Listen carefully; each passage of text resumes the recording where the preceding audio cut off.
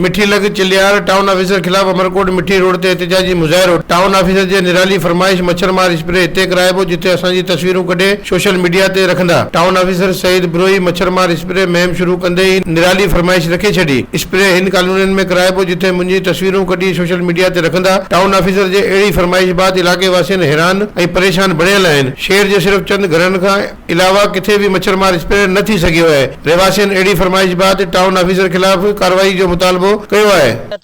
जेको टीएमओ आहे स्प्रे मच्छर मार कराए पियो, इहे पंहिंजी तरफ़दारी खां पंहिंजी पसंदि माण्हुनि जे घर स्प्रे कराए पियो। असीं ग़रीब जेको ॿार वेठा आहियूं शहर में टाउन में, हिननि जो को बि माना न वारस आहे न बि टीएमओ मञे थो ऐं पंहिंजी मर्ज़ी सां स्प्रे कराए थो। चिल्हार जो जेको टीएमओ आहे टाउन इंतिज़ामिया जेको इनजे तरफ़ां मच्छर मार स्प्रे कराया हुआ है जेके मखसूस हिकिड़े घर में कराया हुआ है। मज़ीद खबरों और तफसीलात के लिए विजिट करें हमारी वेबसाइट www.awamiNewsHD.com।